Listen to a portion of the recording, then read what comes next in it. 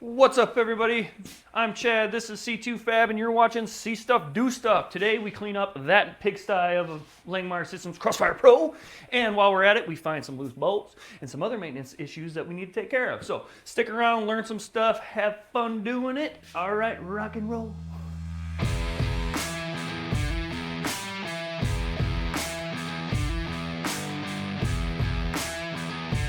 Okay, so today is cleaning day. That machine is gross. I've got like over 1,000 cuts on that set of consumables, and since the last time I cleaned it, and it's time to get it done. I'll show you the whole process of how I clean and maintain this machine every few months. The first thing to do is to get that torch head out of the way. So I go over to the computer and I push the button to home the machine, which tucks the head all the way up in the corner, gets it out of the way. Next thing I'm gonna do is I'm gonna drag this sheet of steel off of here and get it out of the way. Once that's done, it will be time to start draining the tables.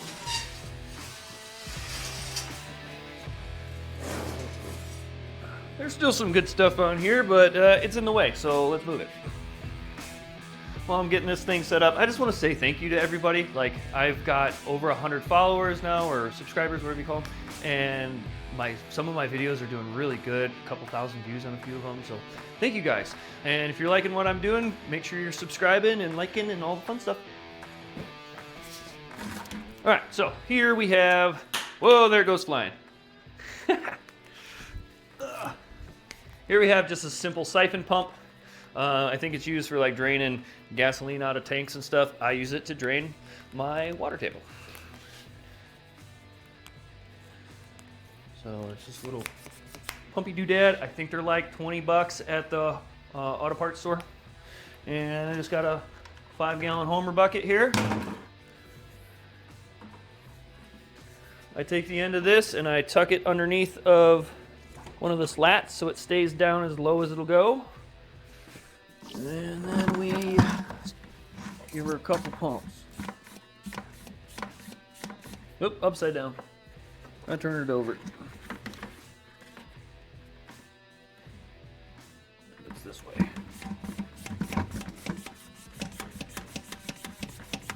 That was right the first time. Oh, there it goes. All right, he's running. So you can see here and there the black water running in. I think the table's about 15 gallons. So, you know, that's a 5-gallon pail. About 3 of these pails if it's all the way full. So yeah, here we go.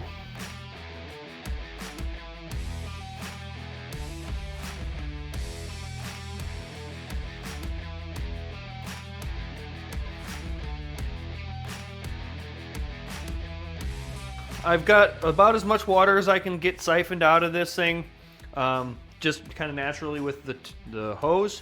So I'm gonna go dump this next thing, and then I'm gonna pull the rest of this table grate out of it, and I'm just using just a regular little dustpan, this little nylon bristled brush that I use for my saw and stuff works fine over here, and we're just gonna try to get as much of the actual metal shavings and slag and mud and whatever else is in here out before we try to siphon the last bit of water out of it. It makes a mess. You can see I'm splattering on the floor. This mops up pretty easy when it's all said and done. But yeah, keep chugging along here.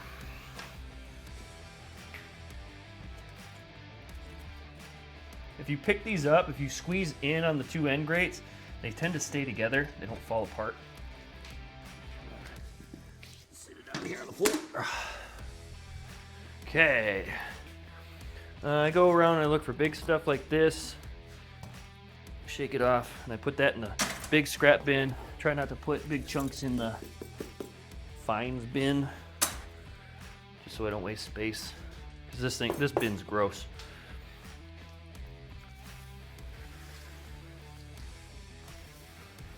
Your hands are gonna get disgusting. If you want to wear gloves, you can. I don't really care. It washes off pretty good. It can kind of stain your fingertips black if you leave it, you know, get too much of it on you, but it is what it is. Nobody said metalworking was clean work. How's that saying go? Dirty hands, clean money.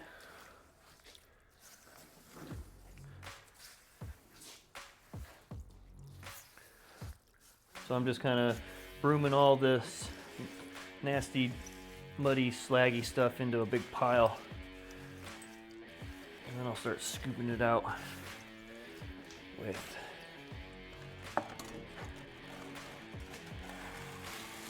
the dustpan. It's oddly satisfying to do this.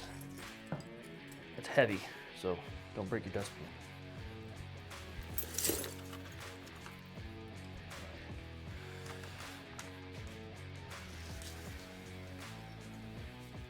Once we get the vast majority of the sludgy stuff out of here, I'll kind of try to force all of the water over onto one side or the other of this split, waterbed.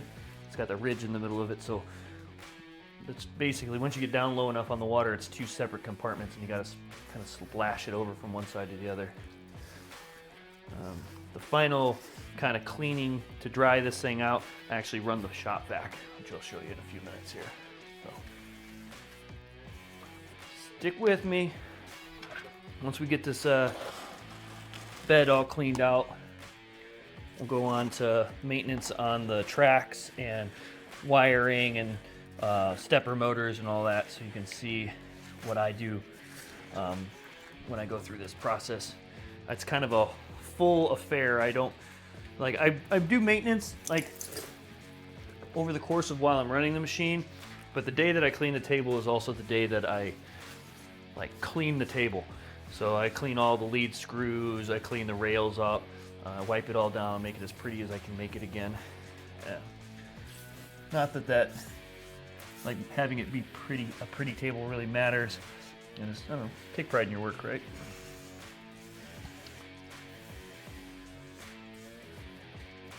I'm actually gonna try using this. Oh yeah. Remember, there's a drain plug in the middle of the bed, right somewhere right in here. Now, you don't want to whack into it too hard because you'll upset the seal on it.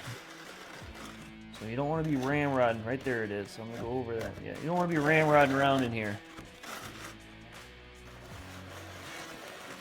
And then remember, you got a row of screws, self-tapping screws that are also only sealed up by a rubber gasket along the front and the rear of your bed. So be careful around those so you're not upsetting the seals on them. A lot of people complain about these tables leaking, and so far, other than that video I posted about the mystery leak, which was a wicking issue, not an actual leak, I have never had a drip on this thing, and I better knock on some wood, right? Knock on wood, knock on metal, does that work? If any of you guys out there that are watching this do something different, or you got your own way, let me know. I've seen a lot of crazy tables that have self-draining filters and pumps and all sorts of stuff on them. I think those guys that are doing that stuff are the engineers. They like to engineer stuff. I'm kind of an old school guy. So what do you do? What do you do for your table? Are you here watching this to learn what to do for your table? I don't know. Did you just buy a table? If you just bought a table, give me a comment down below that says you just bought a table, how long you've had it, how many cuts you've done, what kind of experience you've got with it so far. And while you're down there, tell me what the next video is you want me to make. Love to hear it, because I got ideas, but my ideas aren't always the best ideas. Start forcing some of this water over to the other side of the table. Hopefully make it deep enough again to get the siphon running. I don't know if it's showing up on camera over there, but now most of the water is on that side of the table.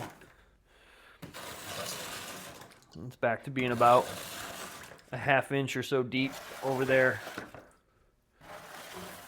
You can see over here, you're starting to be able to see the drain plug. Some of you are probably like, why don't you use your drain plug? Because if I have this fear that if I undo that and start wiggling it around all the time, that will lead to a leak in this table. And how much time will that really save me? I don't know, maybe 20 minutes of, cleaning and siphoning and stuff. And I think it's going to make a huge mess if I use it as well. So this is what I do. Siphon over here. Show you a little trick. You don't actually have to use the pump either. If you completely submerge the tube and you get water all the way through it, plug that end, keep this end underwater, get this upright, then open it. There we go.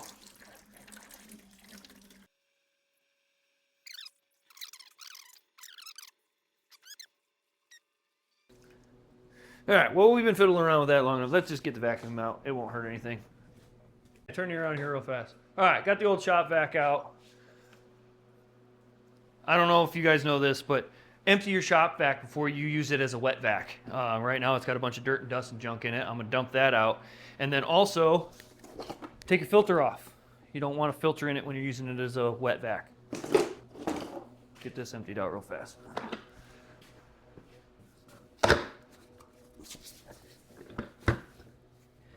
Okay. Fairly empty now.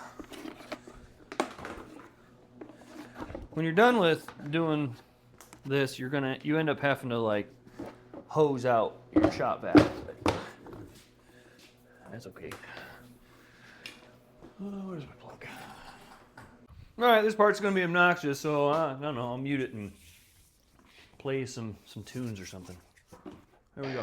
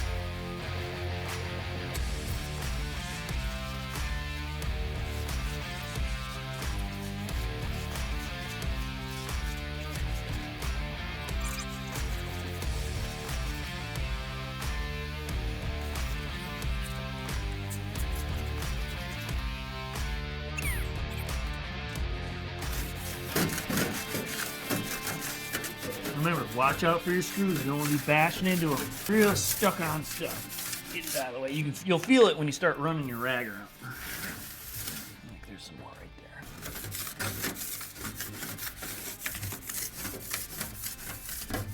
there. I'll just get that out of the way just in case it where my slats sit, so it doesn't hold my slats up in weird ways. Alright, so while I got this kind of opened up and cleaned out, I'm going to go through here and I'm just going to look and make sure my hardware is all still in place. Looking good.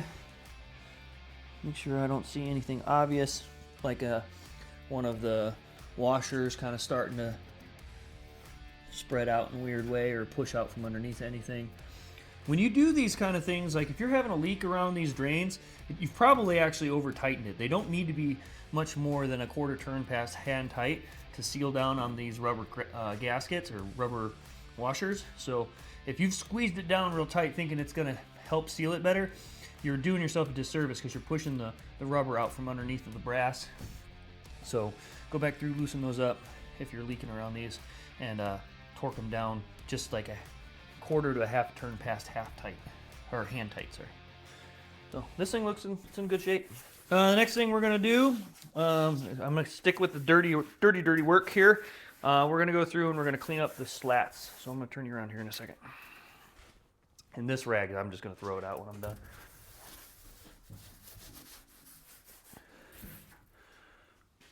I'll throw it out right now. Okay, for these guys, I'm going to actually take them outside and suffer the cold because they are a mess and I don't want to totally have to mop the entire floor. So I'm going to throw these outside on a set of sawhorses, and all we're going to do is take an angle grinder and just go through them real fast, knock the dross and stuff that's stuck on them off. I might take them all the way apart because they just press together, and clean them up real good. And if necessary, if they're getting real chewed up, I'll turn them over. So Here we go.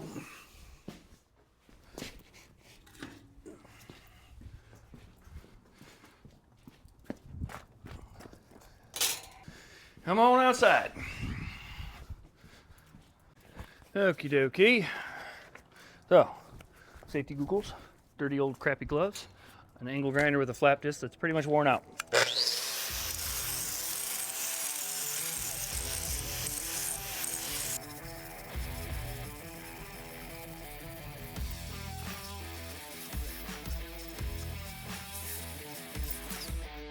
All right, so this is the one from the far side that I don't use very often. It's in pretty good shape. I'm gonna make this one, we're gonna trade spaces with this one, so it'll be closer to the computer from now on. All right, this is the one that sees the most action, so let's see if we can get it cleaned up. You can see there's all sorts of slag and stuff stuck all over the top of it.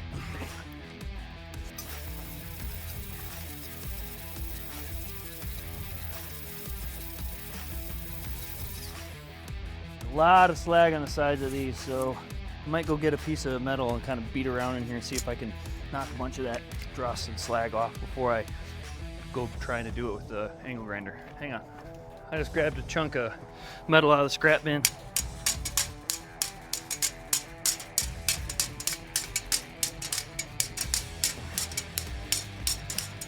The only reason I care about knocking this stuff off of here is because it's more surface area for new slag and dross to get stuck to, so if I reduce it, maybe these slats will last longer. That's kind of my thinking.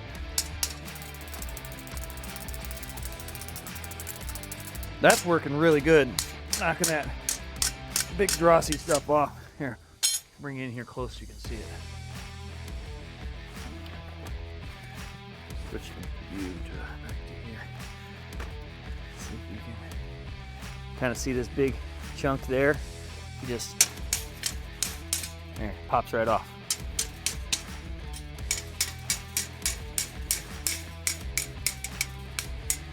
That's all I'm doing. All right, we'll be done with this in a jiffy.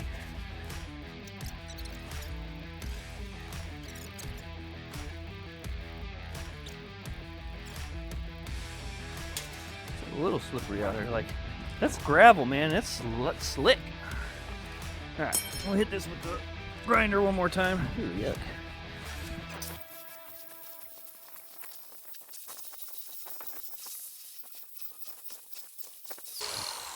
All right, that's good enough for me. All right, remember I said I'm gonna reverse the order that these grates were in this table. So this first one I'm grabbing is the last one we just ground on, which was one that was originally in this side. Whoop! Oh, there you go. I wasn't holding on to it tight enough. Yes. And we want 180.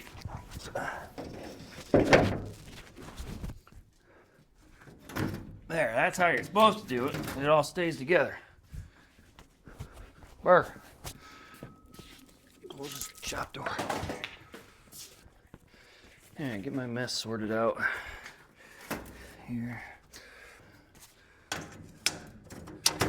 Oh, I got to tap those around here and get them straightened back out. You get the idea. Okay, real quick. Whoop, kick you over. Don't do that. All right, real quick, I'm going to clean up this mess before I track it all over the place.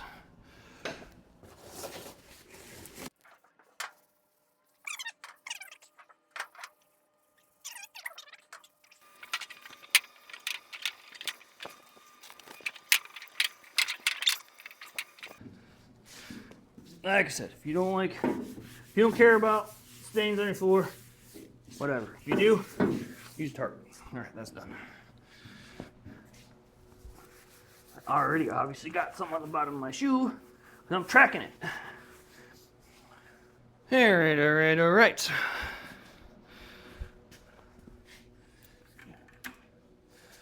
This stuff needs to get drained out. This stuff needs to get hosed off in the sink with some Dawn dish detergent. This needs to sit over here till it dries. Eventually that goes to the scrapyard. Okay, so that wraps up cleaning the water table out, cleaning the slats up, putting it all back together, washing the floor because I made a mess. Next steps are going to be cleaning the rails, cleaning the lead screws, oiling the bearings, and just overall wiping down the machine and cleaning up and making it as pretty as possible. So here we go. All right, here we go. So I'm just using a lint-free painter's rag that I get from the hardware store. They're just ripped up shirts. Got a can of WD-40. I'm gonna wipe down everything. So I'm gonna do the rails here, the lead screws. I'm gonna get in and spray inside of the bearings and stuff. So let's put a little bit on here. Kind of drench this. Run along there. Kind of go along like this. Just wiping it down. We're not like, I don't care that I can see where the bearings run back and forth or any of that stuff. We're just trying to get any grit and grime off of this thing so they're not, that grit and grime's not working its way inside of the bearings. And then if there's any kind of spots where slag or dross is pushed up onto the, or splattered up onto the rails, we know about it. And then this, be gentle, you don't want to, you know, break anything on these guys, but I'm lightly wiping down on these. Luckily the lead screws are fairly well shaded from any sparks and dross. Feels pretty good. So I do the critical surfaces first, and then with the same rag I go through and do the non-critical surfaces after that. So I'm going to jump over here to the other side.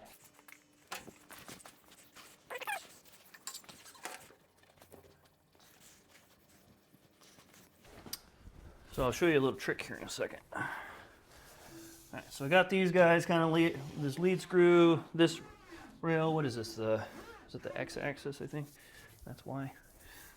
All cleaned up. So I've got the X-axis rails and lead screws cleaned up. So what I'm going to do, I'm going to go over here to the computer. I'm going to move the machine down to the farthest corner. So we're going all the way over here. You go, see? All the way over there. And we're going to come all the way down here. Don't want to crash it. Then we're going to set that as our work zero. So 0 all work axes. There you go. Now, if you've got the limit switches, you can push home machine, and it'll work its way back to the home position. So now I essentially have a program to run it through the entirety of the space. You hear it squeaking and stuff? We're gonna clean this thing up so it don't do that. All right.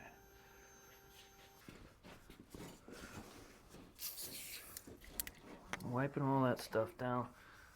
I've got a clean shot to wipe this whole other side of this rail down. Okay. Now, while I'm over here, I'm going to take you off the stand. See that coupler right there? We want to make sure that's still nice and tight. So we're just taking a look at that, making sure nothing looks like the screws haven't looked like they've walked their way out or anything. I've been getting nice cuts, so I know that we're not having an issue. We're going to make sure that our limit switch is still nice and firm.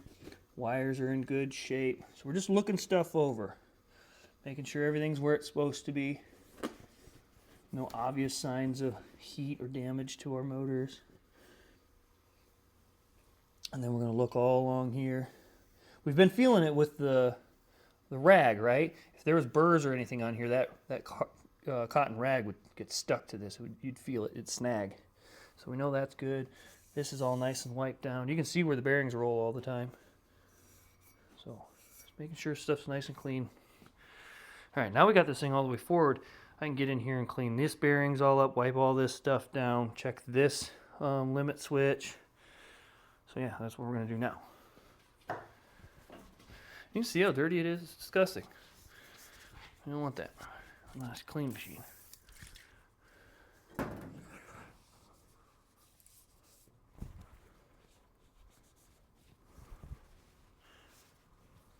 Careful with your wires.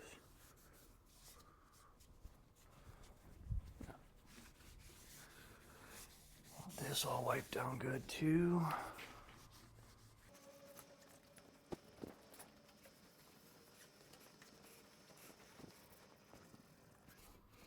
Okay, we're gonna check these couplers too, make sure all our screws and stuff are in the right space, right place on this, make sure it's not loose.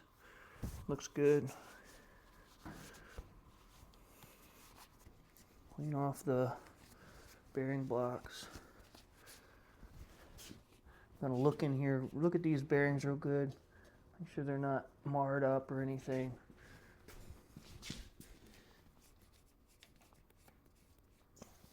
They don't all have to be tight, like that one's loose to the touch. It might be tight on other spots of the rail. The rails aren't perfectly square. Obviously it doesn't have to be perfectly clean. Oh, bingo, I just found an issue. All right, I just found an issue. And this is why we do this. See this bearing block? It's loose. Look at that. So this whole bearing block is loose. So I'm going to jump on the internet right now and pull the manual back up for this and go look at the step where these bearing blocks were tightened down and see if there's a torque specification that I missed. And yeah, I'll be right back. Alright, so I got on the computer and I found the portion of the assembly instructions that talk about this. There's no specified torque settings for these.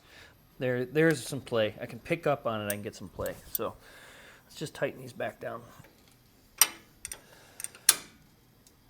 This is an absolute prime example of why we go through and do maintenance on our machines.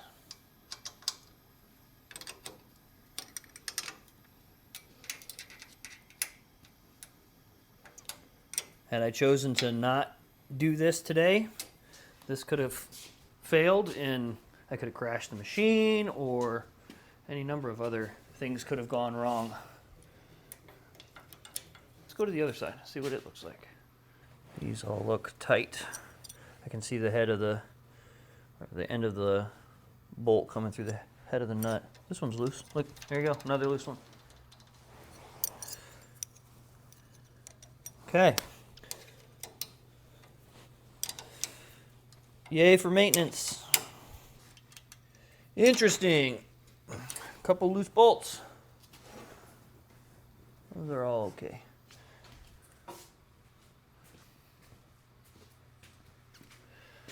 All right, now that stuff's tightened up,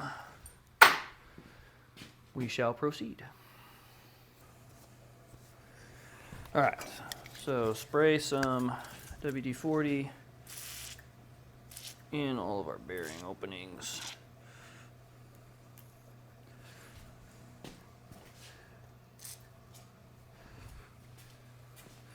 Same on this side. Don't forget, there's two on the bottom too. And those are the ones that probably take the brunt of the gunk coming out of the machine. All the way down here.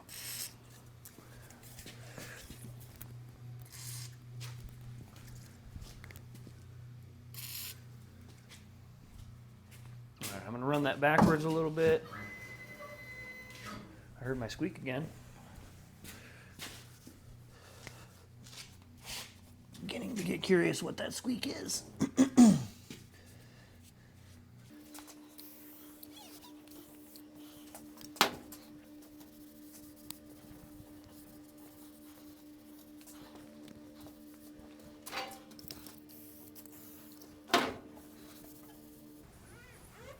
Alright, wipe the lead screw down. Alright, on the back side of these, well, not really the back side, but the underside, I guess is a better way to say it. Right up in there, there's the part of the machine that holds on to the lead screw. We're just gonna put a little WD-40 on that spot too. And we're gonna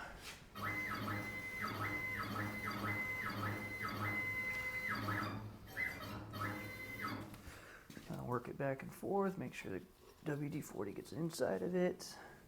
Do it on the other side as well. All right, on the end, both ends of here of this You'll see there's a bearing. Just a little bit. WD-40 in that world. Same on the other side. We're gonna check and make sure like these things all feel nice and tight. Nothing's wiggling around. It's all good.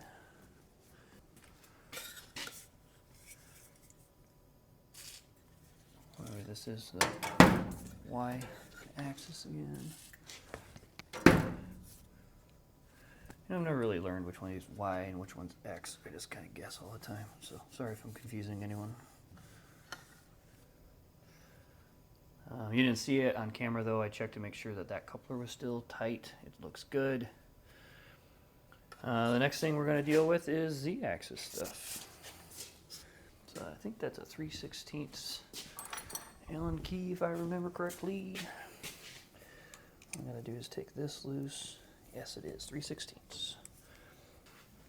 I'm going to check to see how this thing feels. Got a little bit of play in it again. Nothing crazy though. No twisting play. It's just a little, slightly loose on the bottom. Give this a good hose down. WD-40. There's bearings back in here. Screw thingies that goes on the lead screw. So yeah, you got bearings right in here. You want to make sure that those are lubricated up here too.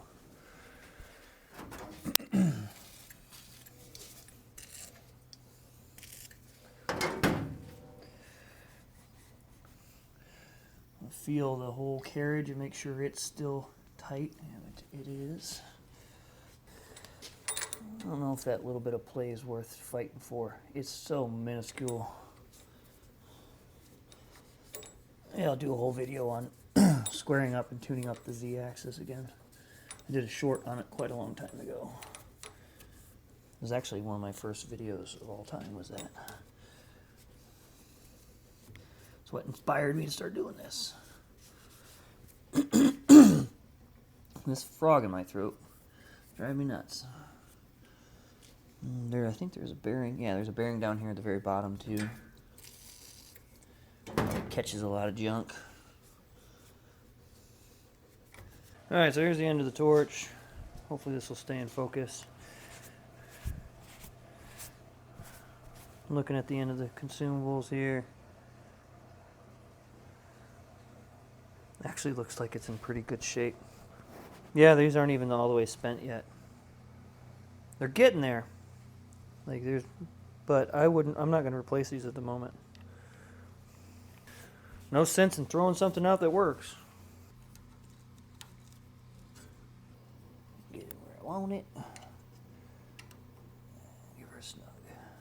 If you're ever wondering what this is, it's so I can hook a GoPro and film while I cut. I haven't really used it much yet, but that's why it's on there. All right, I'm going to run this thing back and forth a couple times in hopes of figuring out where that little weird squeak's coming from, because I want to know.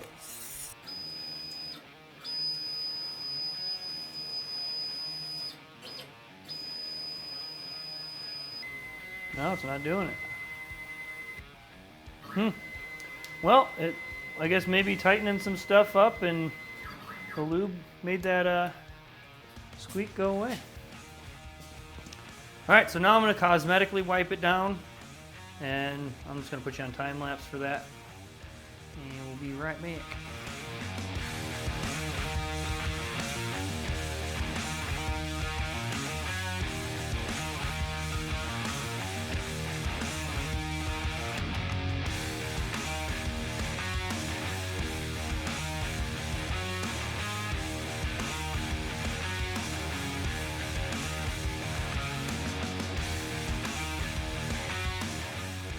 All right, so we're almost done. That's the cleaning portion of this. The last thing I do is go through with some 3-in-1 oil and officially lubricate everything. I put a few drops on the lead screws, a few drops in the bearings. I run the machine back and forth through its paces to make sure it spreads that oil out evenly all over everything. And then I fill it up with water, and that's it. That's my maintenance process. As you can see, we found a few things that were wrong, so it's a good thing to do. Keep with me, we're almost finished. There's some 3-in-1 oil. Here we go. I'm gonna put a line of it down this lead screw, so just dribbling a little bit out on that lead screw as I run down it. Make sure I get a little bit down in the end of the bearing. Come over the other side, do the same thing. I'm reaching all the way back until I get to that little plastic part that has the nut in it that runs on the lead screw. So we are for sure going to get some of this 3-in-1 oil in that little plastic nut. Then I'm going to go through and I'm just going to put a dab on each one of these bearings as best I can. The underside ones are super hard to get to. I just kind of hope for the best by squirting some up above them and that it'll work its way down in there.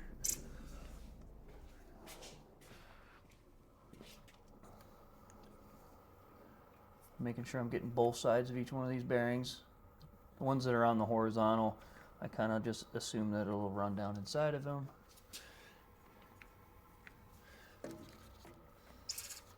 Okay, there's a lead screw in the Z-axis. Make sure you don't forget about it.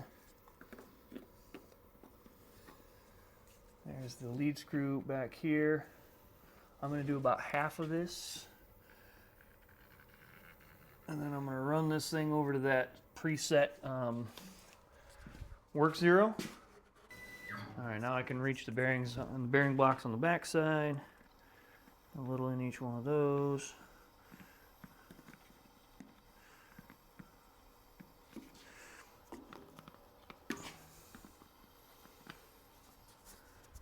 Do the other half of this lead screw now that I can reach it. Get these backside bearings.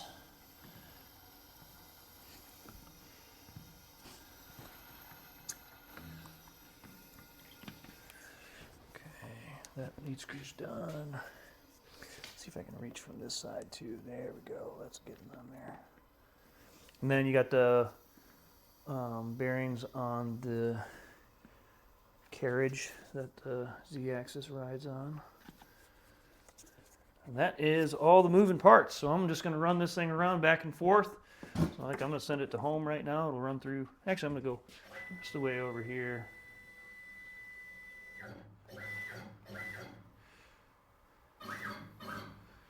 Now I'm going to make it go home. There, it'll run all the way through everything again. Last but not least, put some water in.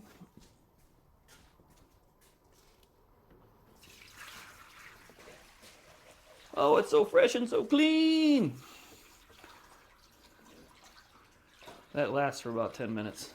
Don't get your hopes up. All right, let's fill up another bucket. That's a wrap, everybody. Thanks for watching See Stuff, Do Stuff, and learning some stuff about this here Langmuir CrossFire Pro. I had fun doing it. I got really dirty doing it. I hope you learned stuff. And yeah, like, comment, subscribe.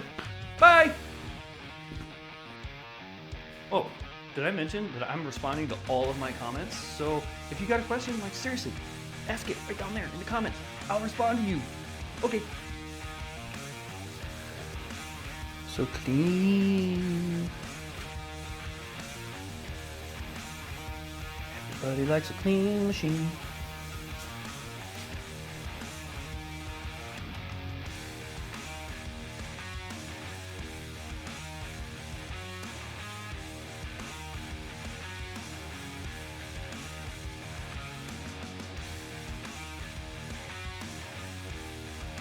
Through.